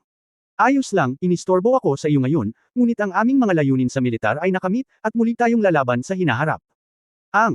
Tumawa si Ghost Emperor at unti-unting lumubog sa kailaliman ng Ghost Gate. Nakita ng lahat sa Ziz Amen na umatras na ang Ghost Emperor, ngunit hindi sila nang ahas na ituloy pa ito. Sa labanang ito hanggang ngayon, halos 1/4 ng mga disipulo ang malubhang nasugatan, at ilang tao pa nga ang namatay sa labanan. Gusto siyang habulin ni Yefan, ngunit kung isa sa alang-alang na may iba pang Ghost Gate na pupuntahan, kailangan niyang magpigil. Demon Emperor, walang panganib dito sa ngayon, ang Ghost Emperor na iyon ay tila hindi gustong pilitin ang kanyang paraan at umatras na. Lumapit si Yefan kay Jian Zizai at sinabing, pupunta muna ako sa ibang Ghost Gate. Brother Yefan, saan ka nang galing? Nagmamadaling tanong ni Jian Zizai. Ang mata ng impyerno, ano ang mali? Pagkatapos ay maaari kang bumalik sa Eye of Hell at sa Yushu Palace, ngunit huwag pumunta sa Mount Samero. Dahil ba nawalan ka ng Ghost Gate? Sumimangot si Yefan, iyan ba ang tunay na pangunahing puwersa sa Underworld? Puno ng dilim ang mukha ni Jane Zizai, ang mga patriarch ng ilang mythical beast clan na may mabubuting personal na kakilala sa akin ay nagsabi na sa akin na ang dahilan kung bakit nawalan ng Ghost Gate ang Mount Samero ay dahil ang Shenlong clan ay gumawa ng mga konsesyon. Ano? Ye Fan nagulat ang kanyang puso, ibig mong sabihin, hindi ito binantayan ni Yao Hexi, ngunit nagbigay daan sa isang multo. Mapait na ngumiti si Jian Zize, siguro. Hindi ako nangangahas na bantayan ito. Bakit? Naguguluhan si Ye Fan. Nagpakita si Jian Zizai ng bakas ng pag-aalala at sinabing, sa simula, ang pamilya ng demonyong dragon ay tila nasa panig ng underworld. Kabanata 3577 Huwag maniwala. Natigilan si Ye Fan. Sa simula, umiral pa rin ang Demon Dragon Clan. Hindi ko naisip ang tungkol dito noon, at natatakot ako na hindi rin ito naisip ng Shenlong Clan. Napabuntong hininga si Jian Zize, minsan sinabi ni Master na ang Demon Dragon Clan noong unang panahon ay nahugasan ng dugo ng Demon Dragon Emperor dahil sa rebelyon. Dahil ang Demon Dragon sa Absolute Beginning ay matagal nang hindi nagpapakita, maraming tao ang nag-iisip na ang angkan na ito ay namatay na. Sa hindi inaasahan, ang natitirang mga demonyong dragon sa simula ay natutulog sa underworld. Namilog ang mga mata ni Ye Fan. Maaaring ang demonyong emperador ng dragon sa simula ay nagpaplanong talikuran ang kasalukuyang mundo. Pagkatapos ng lahat, kung paano umiikot ang Yin Yang 5 Taste ng paulit-ulit ay walang epekto sa mga top-level na creator na ito. Gayunpaman, sa emosyonal na pagsasalita, ang Demon Dragon Emperor ay talagang nakapatay ng hindi mabilang na mga powerhouse at maging mga master sa mundo. Malayang umiling si Jane, Brother Ye Fan, maaaring hindi mo naiintindihan ang Demon Dragon King ng Absolute Beginning at ang Demon Dragon ng Absolute Beginning. Oh! Ang Demon Dragon King ay nag-iisa, ito ang lumalamon sa lahat at ang pinakahuling maninira. Kung hindi dahil sa pagkamatay ng dating Demon Dragon Emperor, hindi sana lilito ang isang ito. At ang iba pang Demon Dragons of Absolute Beginning, bagamat pareho sila ng pangalan, ay walang koneksyon sa dugo sa Demon Dragon Emperor. Nag-alinlangan si Ye Fan, ibig mong sabihin, ang mga demonyong dragon sa simula ay subspecies lang. Mga subspecies. Ito ba? Ang bloodline ay hindi kumpletong demonyong dragon sa simula. Nakangiting umiling si Jane, hindi ko masasabi iyan, masasabi ko lang na. Ang Demon Dragon Emperor ay nag-iisa, ang iba ay mga ordinaryong Demon Dragon lamang sa simula. Ito ay tulad ng isang espesyal na tagalikha na nakatakdang maging responsable para sa tungkulin ng pagsira sa mundo, nang lumitaw ang Fifth Tai. Ang mga ordinaryong demonyong dragon sa simula ay ipinanganak mula sa kapangyarihan ng simula. Nang wasakin ng Dragon Emperor ang mundo, winasak niya ang lahat, pati na ang mga demonyong dragon sa simula. Ang mga inapo ng mga demonyong dragon sa simula, ito ay ang sinaunang demonyong dragon, ang sinaunang higanteng dragon, at iba pa. Ngunit sila ay halos wala na, at ang mga karaniwan ay ang ordinaryong angkan ng demonyong dragon ngayon. Kung hindi, sa tingin mo ba ang angkan ng demonyong dragon sa simula ay talagang napakatapang at pipiliin niyang magrebelde? Hindi dahil wala silang pagpipilian, at gusto nilang mabuhay ng mas matagal. Naiintindihan ni Ye Fan pagkatapos itong pag-isipang mabuti. Maaari lamang magkaroon ng isang maninira. Ano ang ibig mong sabihin, hindi naman ang Demon Dragon Emperor ang nag-utos sa Demon Dragon Clan na tumayo sa underworld? Eksakto, mula sa aking pananaw, ang grupo ng mga Demon Dragon noong unang panahon ay malamang nagalit sa Demon Dragon Emperor hanggang sa buto. Bakit? Sa simula, pinatay ng Demon Dragon Emperor ang isang malaking bilang ng mga traidor, at karamihan sa mga demonyong dragon na nakaligtas sa simula ay pinarusahan din. Kung hindi ako nagkakamali, ang mga primordial Demon Dragon na ito ay palaging pinahihirapan sa underworld. Ngayon na ang dalawang mundo ng Yin at Yang ay malapit ng magwakas, nang ahas silang pumasok sa pintuan ng impyerno at tumawid sa hangganan. Sumimangot si Ye Fan, kahit na ang Demon Dragon of Absolute Beginning ay pinangalagaan ng kapangyarihan ng Absolute Beginning, hindi ba kalaban ng mga matataas na antas na Asher Dragon na yun? Napabuntong hininga si Jian Zizi, ang pamilyang Shenlong ay natural na hindi magiging mas mahina kaysa sa Demon Dragon of Absolute Beginning, Yao at Shi, halos imposible para sa Demon Dragon Clan na harapin sila sa simula. Ngunit ang problema ay, ang ibang mga banal na hayop ay higit na mahina kaysa sa Demon Dragon ng simula, at sila ay likas na hindi sapat. Kapag nakalaban mo ang Demon Dragon ng simula, iyon ay nangangahulugan na ang mga Divine Beast ay magdaranas ng matinding casualty. Naiintindihan ito ni Ye Fan. Sa tingin nila, ang mundo ay tiyak na mapapahamak, kaya ayaw mong mamatay ng walang kabuluhan. Komplikado ang mga mata ni Jian Zizai, ironic, pero excusable, di ba? Huminga ng malalim si Ye Fan, oo, walang kwalipikadong humiling sa iba na protektahan ka, lahat ng nabubuhay na nilalang sa mundo, bakit hinihiling ito? Nakipaglaban ba ang mga banal na hayop hanggang sa huling patak ng dugo para sa kanila? Pagkatapos ng lahat, sa kanilang mga buto, ang mga banal na hayop ay hindi maaaring hamakin ang mahihinang mga nilalang sa mundo.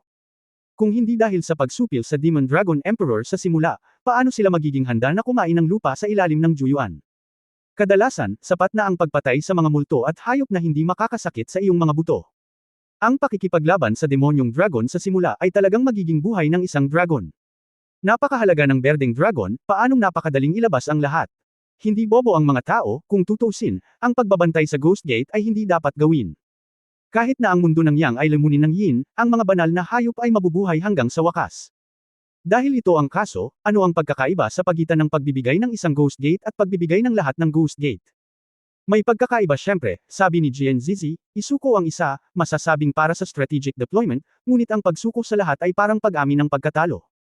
Ang pamilya Shenlang ay nanunood lamang ng mga pagbabago, at hindi nila planong gumawa ng desisyon ng masyadong maaga. Damo. Kinusot ni Ye Fan ang kanyang mga mata at sinabing, marahil. Nakatingin sila, gagawa ba ng anumang hakbang ang Demon Dragon King of Absolute Beginning?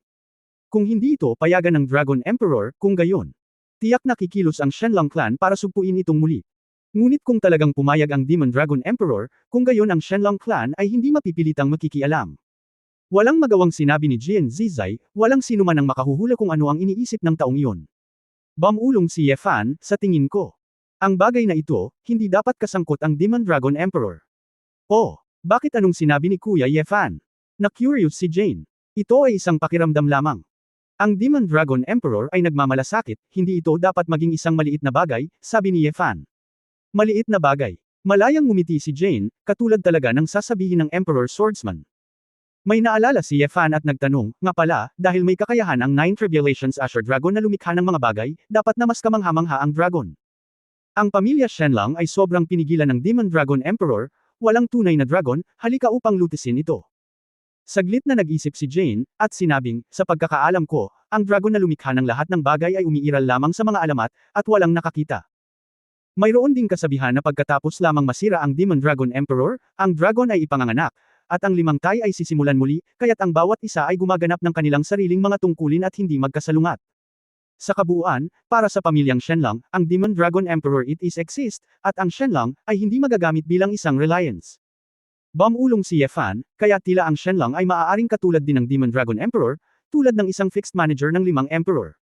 Sino ang nakakaalam? Bueno. Dahil sa kawalan ng balanse ng Yin at Yang, ang pagkawasak ng mundo ay hindi naging posible, at ang Shenlang ay natural na nawala.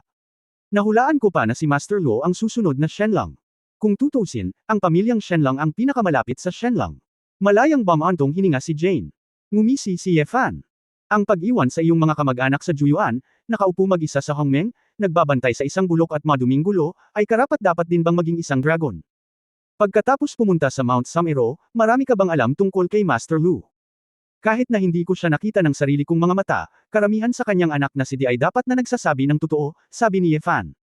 Di, hinahanap ka nitong mag-isa. Nagbago ang ekspresyon ni Jian Zizai, Brother Ye Fan, huwag kang magtiwala. Kabanata 3578 hinahanap kita. Alam kong ang mga Asher Dragon na ito ay mga matandang halimaw na nagsisinungaling at naglalagay ng mga bitag ng hakbang-hakbang nang hindi kumukurap ang kanilang mga mata. Malungkot na sinabi ni Ye Fan, ilang beses na akong nakulong, kaya natural na hindi ako maniniwala. Mahigpit na sinabi ni Jian Zizai, ang dahilan kung bakit binabantayan ni Master Lu si Hongmeng ay talagang hindi makasarili. Oh, alam ng Demon Emperor ang iba pang mga bagay. Sa loob ng kwento, tanong ni Ye Fan. Sa pagkakaalam ko, si Lord Lu ay medyo mabait sa lahat ng nabubuhay na nilalang sa mundo. Sa simula ng pagkakatatag ni Hongmeng, ito ay nakatuon sa pagpapanatili ng katatagan ng universo at na ang lahat ng lahi ay maaaring mamuhay ng magkasama. Ang sangkatauhan ay maunlad, at ang ibang lahi ay hindi masyadong mabuti, at unti-unting naliligaw. Pagkatapos nawasak ang 600 ng reinkarnasyon, alam ni Master Lu na dahan-daang mamamatay ang mundo, kaya't mas binigyan niya ng pansin ang papel ni Hongmeng, at umaasa na mas kaunting mga nilalang ang masisira. Sa kasamaang palad, nag-iisa ito. Imposibleng masakop ang lahat. Gayun din, binabantayan nito si Hongmeng dahil sa nagtatag ng Hongmeng. Siya ay malapit sa kanya, at itinuturing na para sa kapakanan ng isang matandang kaibigan at nagbabantay sa pundasyon. Nagtaka si Ye Fan, ang nagtatag ng Hongmeng. Sino iyon? Ito. Ewan ko, kuya ang tawag ni Master Lu sa kanya, napakagalang niya, malayang sabi ni Jane. Napakamot ng ulo si Ye Fan, hindi niya maintindihan ang gusot ng mga sinaunang lalaki na ito ng ilang sandali. Maraming salamat sa demonyong emperador para sa paglilinaw ng kalituhan, ngunit sa palagay ko. Kailangan ko pa ring pumunta sa Mount Sumi. Natigilan si Jane, bakit? Kapatid na Ye Fan, sa tingin mo kaya mo bang harapin ang demonyong dragon? Sa simula, nagmula sa primordial, ang kapangyarihan ng Yin at Yang na magulong pinagmulan, maging ang pamilyang Shenlang ay kailangang iwasan ang gilid nito. Makapangyarihan ang iyong sword intent, pero ang demonyong dragon noong unang panahon ay maaari ka ring saktan. At ang kapangyarihan na makapagpapa-address sa pamilya Shenlang. Tiyak na hindi ito magiging kasing simple ng isa o dalawang demonyong dragon sa simula. Kung mas mataas ang antas ng labanan, mas mahirap itong durugan. Dahil mahirap para sa sinumang mamatay, at lahat ay may kakayahang pumatay sa isa't isa. Maraming beses, ang labanan ay nagiging isang huling paraan. Kung hindi mo kayang lumaban, mas mabuting huwag kang lumaban. Ang truce sa pagitan ng Shenlong Clan at ng Absolute Beginning Demon Dragon Clan ay dahil ayaw ng magkabilang panig na labis na masugitan, kaya tahimik silang sumuko sa isang ghost door. Hindi ako pumunta para sugpuin ito. Hindi ako naging mayabang para isipin na mas makapangyarihan ako kaysa sa buong bundok ng Samero. Ngunit, kahit na gusto kong lumabas ng Juyuan, kailangan kong maunawaan ang totoong sitwasyon dito para maramdaman ko sa puso ko. May bottom line. May mga alalahanin pa rin si Ye Fan sa kanyang puso. Bagamat sa tingin ko ay malabong mangyari, paano kung ang Demon Dragon Emperor nga talaga ang nakialam sa bagay na ito? Kung gayon ay maaaring hindi na kailangang lumabas ng mag-isa, at ang ikalimang asawa ay direktang muling isusulat. Kung mag-swimming, ka pa rin sa magulong ilog, hindi ba sayang ang oras? Bilang karagdagan, mayroong isang reyna ng Thousand Faces sa tabi ng Demon Dragon Emperor. Ang babaeng Demon Emperor na iyon ay kayang gawin ng anumang bagay. Hindi siya makumbinsi ni Jian Zizi, kaya hayaan na lang niya si Ye Fan na alagaan ang kanyang sarili. Nagpaalam muli sa lahat sa Ziz Amen, si Ye Fan ay nagmadaling muli sa bundok Samero. Matapos tumaas ang lakas, malaki ang tiwala ni Ye Fan sa pagkakataong ito. Pagdating niya malapit sa Mount Samero, biglang napansin ni Ye Fan ang dalawang pamilyar na aura, at mahigpit silang naglalaban sa hindi kalayuan. Bang! Isang matipuno at malakas na lalaki ang dumurog sa isang eskrimidor gamit ang isang nakakapasong gintong apoy sa isang bundok gamit ang isang kamao. Ang eskrimidor ay lumabas muli sa isang iglap, nilaslas ang tuktok ng bundok sa dalawa gamit ang isang espada, at ang talam ay dumating sa malakas na lalaki sa isang iglap. Ang malakas na lalaki ay umiwas sa isang galaw, at ang eskrimidor ay sumunod na malapit upang harangan ito. Umalis ka na. Pipigilan ako ni Hugh. Kung gusto mong mamatay, maaari kang pumunta sa Underworld para patayin ang Ghost Emperor. Halika dito para mamatay ng walang kabuluhan, walang sino man ang pinapayagang mamatay. Ji Xuanyuan at Chiyo. Bakit sila nakipaglaban sa ilalim ng bundok Samero? Natigilan si Ye Fan, tumabi at malakas na nagtanong, anong ginagawa mo? Anak, nandito ka sa tamang oras. Kinawean ni Chiyu ang kanyang kamay, pumunta ka. Sumunod ka sa akin sa bundok Samero at tanungin mo ang mga matandang uod na iyon, bakit hindi mo isuko ang pinto ng multo nang hindi lumalaban? Sumimangot si Ji Xuanyuan, Brother Ye Fan, huwag kang makinig sa kanya. Kung mag-provoke ka ng halimaw sa oras na ito, magdadagdag lang ito ng panggatong sa apoy. Dapat kang mag-ingat. Napabuntong hininga si Ye Fan sa kanyang puso. Bagamat magkaibang landas ang tinahak ng dalawang tao, habang buhay silang naglaban. Gayunpaman, nakikita ang lahat ng mga nabubuhay na nilalang sa mundo na inabandona ng ganito, lahat sila ay nagmamalasakit dito. Ang multo at hayop na hukbo ng Yusho Palace at ang Eye of Hell ay umatras na. Tanong ni Ye Fan. Kakaiba na ang Ghost Emperor ay nag-withdraw ng kanyang mga tropa ng mag-isa, at ang Eye of Hell ay ligtas at maayos. Sa kasalukuyan, ang natitirang mga dakilang mangkukulam sa Wapalas ay nag-aalaga sa kanila. Shiyu sneered, ang grupo ng mga multo sa ibaba ay naghahanda para sa susunod na opens iba. Sa oras na iyon, lahat ng Ghost Gate ay mawawala. Anak, sa palagay ko hindi mo na kailangang isipin ang pagbabalik sa kaharian ng araw. Gayunpaman, ang Juyuan ay puno ng enerhiya ng yin, at ang kaharian ng araw ay ganap na magiging isang pool ng walang tubig na tubig. Sa sandaling ito, biglang dumating ang kapangyarihan ng dragon. Shiyu, hindi mangyayari ang inaalala mo. Narinig ni Ye Fan ang boses na ito at naalala na iyon ang pitong rubbery blue dragon, si Toki. Isang pares ng malalaking mata ng dragon ang lumiwanag sa langit, malalim at kalmado. Mukhang gumagana pa ang knock on the door, dito, dalawang lumang bagay, nagpadala sa iyo ng isang malaking mayordomo. Shiyu mocked unceremoniously. Pinagpapawisan si Ye Fan sa ngalan ng tiyuhin na ito, napakalupit, pinagalitan ang dalawang patriarch ng Shenlong Clan sa pamamagitan ng pagsipa sa kanyang ilong. Tila hindi nagalit si Toki, ngunit mahinang sinabi, ang panig ng Demon Dragon sa simula ay sumang-ayon na pansamantalang itigil ang digmaan. Yusho Palace, Ziz Amen at Hell's Eye, lahat ng Ghost Emperors ay nag-withdraw ng kanilang mga tropa, nakita mo rin ito. Ang dalawang patriarch, sina Yao at Shi, ay gumawa ng pinakaligtas na pagpipilian para sa pangkalahatang sitwasyon, at natural mong mauunawaan sa hinaharap. Niluwa ni Chiyu, pabayaan mong umutot ang iyong uod. Ang pag-inom ng lason para mapawi ang uhaw ay katumbas ng pagdadala ng mga lobo sa silid. Nagpadala ka ng dalawang multo. Kung bubuksan mo ang pinto, magpapadala ka ng 3, 4. At maging ang buong Juyuan.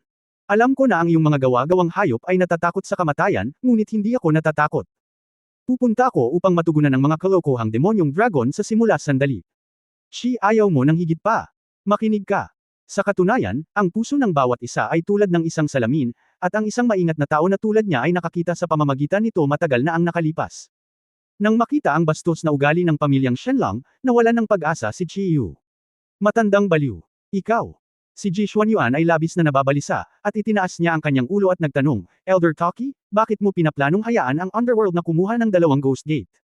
Ang matali Si Ji Xuanyuan ay labis na nababalisa, at itinaas niya ang kanyang ulo at nagtanong, Elder Toki, bakit mo pinaplanong hayaan ang underworld na kumuha ng 2 Ghost Gate?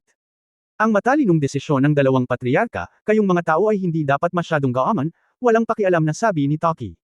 Ang mga mata ni Ji Xuanyuan ay nagpakita ng isang mahigpit na tingin, ngunit hindi na siya nagsalita pa. Nang makita ang sitwasyong ito, hindi na kailangan pang umakyat ni Ye Fan sa bundok para makipag-usap ng walang kaparirikan sa 2 nakagawiyang dragon na iyon. Isang anino ng dragon ang bumasag sa kalangitan, na sinundan ng 2 malalaking lalaki, na pinatay ang nawawalang Ghost Gate. Hindi nagtagal, naabutan ni Ye Fan ang 2. Boy, alam mo na hindi ka isang hamak na walang buto, iba ka sa ilang umiiyak na basura, sabi ni Chiyu na nakangiti. Si Ji Xuanyuan ay masyadong tamad na sumagot, at tumalikod at sinabing, Brother Ye Fan, hindi mo na kailangang pumunta, kailangan mo pa ring bumalik sa araw. Nasa komplikadong mood din si Ye Fan, kung kaya mo. Ipagpatuloy mong sabihin sa akin na hindi mo basta-basta mapapanood ka. Haha, anak, ikaw lang ba ang nag-aalala sa amin? Chiyu tumawa.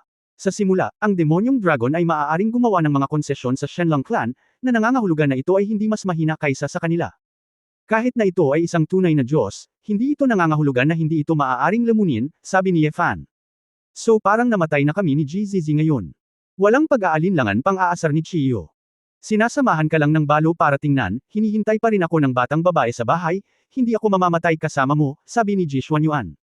Biglang may naisip si Ye Fan at nagtanong, alam mo ba na may isang lalaking nagngangalang Ye Wuya na naghahanap sa iyo? Kabanata 3579 na dragon sa simula. Ye Wuya, sino? Kamag-anak mo. Tanong pabalik ni Chiyu. Si Ji Xuanyuan ay ignorante din. Kamag-anak. Hindi ko alam, isang matandang foodie lang na nag-iisip tungkol sa pagluluto buong araw. By the way, baka may ibang pangalan siya, o umang. Tanong ni Ji Xuanyuan, kung gayon, sino siya? Hindi ko rin alam, pero parang kanina ka pa niya hinahanap, at gustong gamitin ang lakas mo para gumawa ng isang bagay na kamangha-mangha, sabi ni Ye Fan. Anong kalokohan? Hindi mo nga alam kung sino siya, paano natin malalaman kung hinahanap niya tayo? Tanong ni Chiyu, talagang nawala ng salita si Ye Fan. Oo, si Ye Wuya ay maaaring maging kahit sino, kahit na magpakita siya sa harap ng 2 taong ito, maaaring hindi niya ito kilala. Brother Ye Fan, bakit mo biglang natanong ang tungkol dito? Curious na tanong ni Ji Xuanyuan. Iniisip ko, kung mamamatay ka talaga sa Juyuan, mawawala kay Ye Wuya ang iyong 2 mahalagang piraso. Kung talagang nagmamalasakit siya sa iyo, lalabas ba siya sa Juyuan? Pagpapadala ng boses ni Ye Fan. Isang chess piece. Natigilan si Ji Xuanyuan, anong klaseng kakayahan mayroon ng taong ito, napakalakas ng tono. Fuck your motherfucker. Halika sa harap ni Lao Su kung mayroon ka, talagang talunin si Lao Su, at pagkatapos ay pag-usapan ito. Puno ng mga salita ang mukha ni Chiyu. Disdain, halatang hindi talaga siya kumbinsido, hindi niya makikilala ang anumang tinatawag na malakas. Napabuntong hininga si Ye Fan, kahit na iniinis ko rin siya, hindi nakakagulat na ang matandang foodie na ito ay dapat nasa antas ng lumikha. Oh, narinig ito ni Ji Xuanyuan at ngumiti, kung ganoon nga, kakaiba. Anong kakaiba? Ang creator-level powerhouse, posible bang hindi mahanap ang balo at si Chiyo? Iyon ay dahil may isa pang lumikha. Nasa kalagitnaan pa lang si Ye Fan nang natulala siya. Matapos mapaalalahanan ni Ji Xuanyuan, talagang nag-isip siya ng isa pang posibilidad. Oo nga, mukhang omnipotent ang matandang foodie, hindi ba talaga nila mahanap ang 2 ito? Mabuti kung nasa espesyal na lugar sina Ji Xuanyuan at Chiyo. Ngunit naranasan din nila ang mahabang panahon sa Earth at sa Teso. Hinarang ba sila ni Lao Lin at ng iba pa, o hindi sinubukan ng mga matandang foodies ang kanilang makakaya na hanapin sila? Senior Chiyo, itinuro mo ba ang pagkakawatak-watek sa isang lalaking nagngangalang Bai Wumeng? Bai Wumeng. Oh, yung batang iyon, may impresyon ako. Iniligtas ko siya mula sa angkan ng demonyo, dahil tama ang ugali niya. Ang gana ko, nagturo sa kanya ng ilang trick. Ibig sabihin, gumugol ka rin ng maraming oras sa eroplano ng Taishi. Sumimangot si Ye Fan, pagkatapos ng kalkulasyong ito, kahit na hindi mahanap ng matandang foodie si Ji Xuanyuan, hindi niya magagawa. Hindi ko mahanap si Chiyo. Nang makatagpo siya ng krisis sa panig ng Demon Dragon Guard, dumating si Ye Kyun sa tamang oras. Walang dahilan para magpalit ng Chiyu, ni minsan hindi ko kayang makipagkita. Pwede ba? Pakiramdam ba niya ay hindi pa dumating ang oras? O, sa simula pa lang, hindi ikaw ang target. Sa pag-iisip nito, nakaramdam si Ye Fan ng matinding pagkabalisa. Parang naisip ko na lang na isang malaking itim na kamay ang sumugod, ngunit sa hindi ko namalayang, nahulog ako sa isa pang maze. Anak, hindi ba patay na si Bai Wumang? Tanong ni Chiyu. Si Ye Fan ay bumalik sa kanyang katinuan at sinabi, hindi ako patay, iniisip pa rin kita bilang isang master, at hinahanap kita. Hehe, ang hirap ng buhay, kahit hindi ka mag-ensayo hanggang kamatayan, exempted ka sa pagtanggap ng apprentice, hindi siya karapat-dapat. Napangiti si Ye Fan, kung marinig ni Bai Wumang ang mga salitang ito, madudurog ang kanyang puso. Sabi ko, hindi ito ang oras para sa maliit na usapan. Walang magawa ang paalala ni Ji Xuanyuan. Sa unahan, may nakakatakot na puwersa mula sa simula na parang black hole. Isa sa 3 ghost gate na binabantayan ng Mount Samero ay natakto ng kapangyarihan ng demonyong dragon sa simula. Ang orihinal na malaking hukay ay napuno na ngayon ng hindi mabilang na mga multo at mga hayop kaya hindi na ito makita. Gayunpaman, ang mga multo at hayop ay tila hindi patuloy na lumawak ng tahasan, ngunit nag-squat lang sa paligid. Hindi ito kumalat. Ano ang ibig sabihin ng mga Ghost Emperor na ito sa Underworld? Maaaring ang Shenlong clan ay nakipag-usap ng mga kondisyon sa Primordial Demon Dragon, at may mga paghihigpit. Nagtataka si Ye Fan. Sinabi ni Ji Xuanyuan na may malungkot na ekspresyon, ang mga multo at mga hayop ay hindi umaatake, mayroon lamang isang posibilidad, iyon ay, ang oras ay hindi sapat. Malinaw na kailangang tipunin ng Underworld ang pangunahing puwersa. Kung sunod-sunod silang lalabas, ikakalat nila ang puwersa at walang tiyak na epekto. Natatakot ako. Ang mga Ghost Emperors na iyon ang nagplanong sumugod sa isang hininga at pilitin ang mga mythical beast na direktang iwanan ang Mount Samero. Ngumisi si Chiyu, bakit kailangan nilang magtipon-tipon at yusagan? Gustong umalis ng mga berdeng uod na iyon. Huwag mong sabihing nasa kanila yung 2 ghost gate. Sa kamay ko, kahit ghost door hindi maibigay. Sa sandaling matapos siyang magsalita, direktang sinuntok ni Chiyu ang isang magulong shockwave ng disintegrasyon. Boom! Gitling! Tulad ng isang kulog sa lupa, ang shockwave ay walang awang nagbukas ng isang malalim na bangin, 10,000 milya sa isang tuwid na linya, at hindi mabilang na mga multo at hayop ang agad na nawasak. Baliw! Bakit mo ginagawa ito? Kung hindi mo papatayin ang mga multo at hayop, hihintayin mo bang isama nila ang Juyuan at pagkatapos ay pumunta sa kaharian para kainin ang iyong mga manok? Tapos kamustahin mo rin. Ji kasabay ng pagsasalita ni Xuanyuan, inilabas na niya ang isang malaking hugis fan na sword intent gamit ang isang espada. Nabasag ng gintong liwanag ng espada ang mga puno at pinutol ang daan-daang libong multo at hayop. Napaawang ang bibig ni Ye Fan, iniisip na walang pinagkaiba sa inyong dalawa. Umuungol. Gatlang M. Biglang, ang dagandong ng isang dragon na yumanig sa lupa at mga bundok ay nagmula sa itaas ng langit. Isang pares ng malalaking mata ng gintong dragon, nakapantay ni Qinglong. Ang napakalaking katawan ay natatakpan ng napakaitim na kaliskis ng dragon, at ang lapad ng pakpak at katawan nito ay hindi makikita, tulad ng matutulis na kuko ng dragon na gawa sa puting ginto. Kaya lang 2 beses na pumutok ang pakpak ng dragon, at isang hanging parang kutsilyo ang gamulong. Ang isang malaking bilang ng mga multo at hayop ay hindi nakayanin ang kapangyarihan at direktang binasag sa hangin. Ganap na simula dragon. Sa unang pagkakataon, nakita ni Ye Fan ang tunay, kumpleto, buhay na demon dragon ng absolute beginning. Ang pamimilit na ito, ang kapangyarihang ito, ay tiyak na hindi maihahambing sa nalalabing kaluluwa. Ang demon dragon ay dumaong sa magkabilang paa, at ang lapad ng buong ghost gate ay hindi maihahambing sa distansya sa pagitan ng mga paa nito. Pagkatapos ng mahabang panahon, mayroon lamang isang itim na dragon. Itinaklap ni Chiyu ang kanyang mga braso sa kanyang dibdib, nakatayo ng buong pagmamalaki sa harap ng magic dragon. Kahit na ito ay parang butil ng buhangin kung ihahambing, si Chiyu ay walang intensyon na kumurap. Inilabas ni Ye Fan ang kanyang kamalayan upang maramdaman ito. Sa ibabaw, tila walang ibang mga dragon, ngunit marahil ito ay nakatago lamang sa dilim. Napakatapang mo, teritoryo ito ng angkan ng demonyo kung dragon noong unang panahon, bakit hindi ka umaatres? Ang demonyong dragon noong mga unang araw ay ipinadala ang kanyang boses, at ang kanyang tono ay hindi emosyonal na magulong.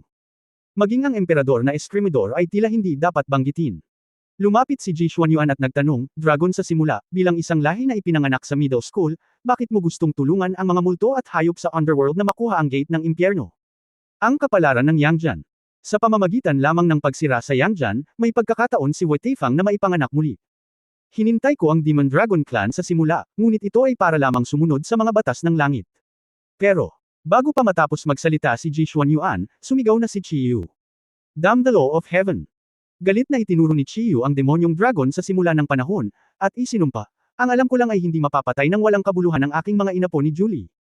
Ano ang cycle ng 5 Diyos, ang pag-ikot ng yin at yang, lahat ng ito ay **** utot. Kung kamatayan ang tamang daan, kayong mga demonyong dragon sa simula pa lang ay mamamatay sa harapan ko. Ngayon ay babalik ka sa underworld, o ipapadala kita sa impyerno gamit ang iyong mga kamao. Nagtagumpay ang Kabanata 3600. Sa simula, ang dragon ay tumahimik saglit, at pagkatapos ay may isang pag-uyam. Hindi ko maisip ang sarili ko. Nang makita ito, si Chiyu ay tinatamad na magsabi pa, at isang ngisi ang lumitaw sa gilid ng kanyang bibig. Sa isang hakbang, nawasak ang espasyo, at itinulak ng katawan palayo ang makapal na ambon ng aswang, tulad ng isang mabigat na kanya na pinaputok sa dragon. Boom! Ang malakas na ingay ang dumating, hindi ang kamao ni Chiyu ang tumama, kundi isang dragon claw ng demonyong dragon sa simula, at pinutol nito si Hu sa hangin. Idiniin ng mga kuko ng dragon ang buong katawan ni Chiyu sa lupa sa hindi kapani-paniwalang bilis.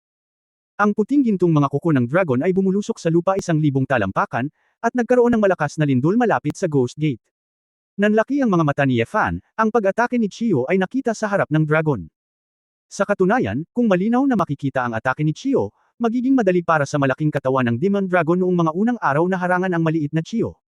Kahit anong katawan ay malaki, ito ay magiging malamaya at iba pa, iyon ay limitado lamang sa ilang mahihinang tao. Ang totoong powerhouse, mas malaki ang natural na katawan, mas nangingibabaw ito. Sa maraming laban, ginamit ni Yefan ang katawan ng Diyos ng Espada para salubungin ang kaaway, na siya ring dahilan. Damn!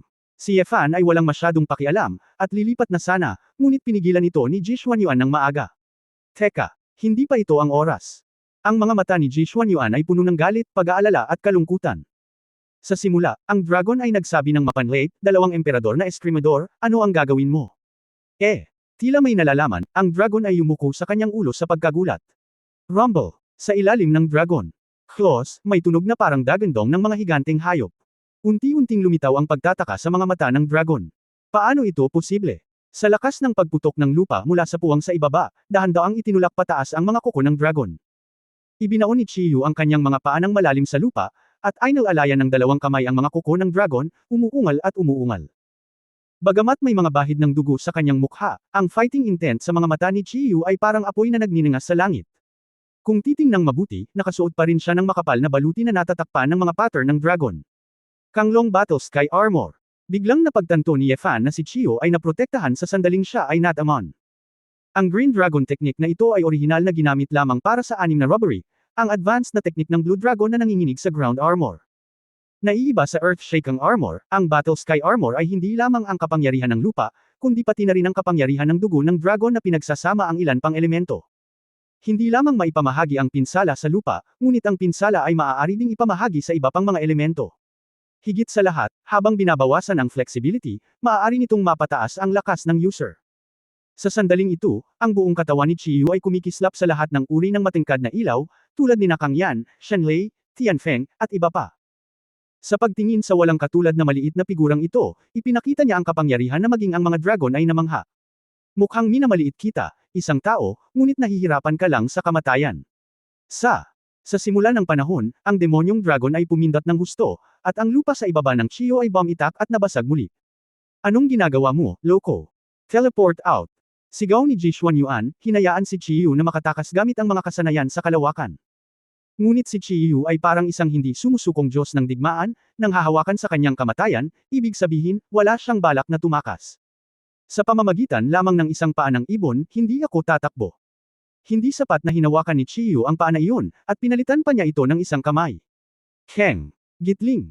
Sa isang malalim na pidgel na tunog, nanginginig ang mga tuhod ni Chiyu, na parabang hindi na niya ito makayanan. Ngunit sa sandaling nagngangalit siya ng kanyang mga ngipin, sinuntok niya ang kanyang kanang kamay na nakaharap sa langit. Dumadagandong ang Earth Dragon. Dahil sa impact kanina, ang lupa ay puno ng malalaking bato. Ang bato ay ginulong sa pamamagitan ng kapangyarihan ng lupa, natunaw sa isang itim na batong dragon, at hinampot sa mga kuko ng dragon. Nakikiliti ba sa akin ang munting trick na ito? Ngumuso ang Demon Dragon sa simula. Ang Magic Dragon ay walang kahirap-hirap, pinindot lamang ito gamit ang mga kuko ng dragon, ang Rock Dragon ay nabasag sa pulbos. Pero ito nga, biglang nagbago si Chiyu sa dalawang kamay at muling idiniin ang ilalim ng Dragon Claw. Paghiwa-hiwalay. Sinamahan ng isang marahas na puwersa ng paghihiwalay, tila hindi mabilang na mga sel ang sumabog sa isang iglap. Ang laman ng kuko ng dragon, sa sandaling ito, ang balat ay bukas at mataba. Umuungol. Sa simula ng demonyong dragon ay nagpakawala ng isang masakit na sigaw, at hindi sinasadyang binawi ang mga kuko ng dragon. Isang madugong uka ang lumitaw sa ilalim ng kuko ng dragon. Damn human. Maglakas loob na saktan ako. Ba, si Chiyu ay dumura ng dugo at sinabi na may mukha ng ayaw, bigyan mo pa ako ng kaunting trabaho, at ang buong binti ng iyong ibon ay sesebog. Ye Fan, noon ko lang naintindihan na si Chiyu ay nakahawak sa ilalim, hinihila ang oras, para tuklasin ang istruktura ng katawan ng demonyong dragon sa simula, para direktang masira niya ang katawan ng demonyong dragon. Sa katunayan, sa gayong mga halimaw na magaspang ang balat at makakapal ang balat, na hindi mas mababa sa Qinglong, ang pagwatek-watek sa kanila mula sa loob ay ang pinakamahusay na paraan ng pag-atake. Gayunpaman, ang Chiyu ay hindi walang kapantay, maaari niyang paghiwa-hiwalayan ang laman at dugo ng dragon, sa pamamagitan lamang ng kanyang cultivation realm at mayamang karanasan sa disintegration. Ang susi ay magkaroon ng ganoong katapangan sa isang krisis tulad nito, talagang isang baliw. Bagamat nasugatan ng Absolute Beginning Demon Dragon, ang maliit na sugat na iyon ay hindi gaanong mahalaga sa malaking katawan nito. Sa isang iglap, gumaling na ang dragon mula sa mga sugat nito, at kasabay ng pagwagayway ng mga pakpak nito, nabitin ito sa kalangitan. Nakikinig lang sa dagandong ng dragon nito, hindi mabilang na maitim na alon ng kapangyarihan ng simula ang kumalat sa lupa. Nagsagawa si Chiyu ng space disintegration at iiwasan na sana ang pag-ataking ito, ngunit nalaman niyang mabilis na lumiliit ang espasyo sa sandaling ito. Parang may nagbawas ng paligid dito. Ang orihinal nilang tinakbo ay libu-libong milya, ngunit nang lumingon sila, nalaman nilang ilang daang talampakan lamang ang kanilang tinakbo. Lumamon. Ang likas na talento ng Demon Dragon sa simula ay napakahusay na kaya nitong kainin ang bahaging ito ng espasyo. Ang lahat ng apektadong lupa, at maging ang mga multo at hayop, ay hindi naligtas at agad na nawala. Tao, hindi ka talaga makakatakas. Walang magawa si Chiyu na parang nakikita na ito ng dragon. Nang makita ang eksenang ito, tumalon ang puso ni Ye Fan sa kanyang lalamunan. Ang disintegration space ay hindi kasing bilis ng pagkalamon ng taong ito. Napakalaki ng mundo, paano mo malalamon ito? Nagkawatak-watek at nagpakawala muli si Chiyu, na pinalawak muli ang espasyo sa likod niya. Nang inag ang buong katawan ni Ye Fan, at nakaramdam ng manhid ang kanyang anit. Ang isang beses ay hindi sapat, pagkatapos ay 2 beses ang pagkawatak-watek. 3 beses. Sa mata ni Chiyo, ang pagkawatak-watek na puno ng walang katapusang mga posibilidad ay parang mundong puno ng walang katapusang mga posibilidad. Marahil, Chi ay makikita mo na ang pagkakawatak-watek ay hindi para sa pakikipaglaban. Ito ay hindi isang paraan ng pakikipaglaban sa lahat, ngunit Chiyu's panloob na pagnanais para sa walang katapusang hindi alam. Matapos mapanatag ang krisis, si Chiyu, isang Thunder Dragon, ay lumayo at lumipad sa kalangitan. Sinuntok niya ang isang kamao, at ang lakas ng hangin ay naging isang bughaw na suntok na nakakabasag ng langit. Para siyang balista na tumatagos sa langit. Isinasama ang bilis ng Chanji Dragon Crossbow, kasama ang pagkawatak-watek ng hindi kilalang dami ng timbang, ang kamao ay mas malaki kaysa sa ulo ng dragon. Umuungol. Ibinuka ng Magic Dragon ang bibig at direktang kinagat ito. Bang!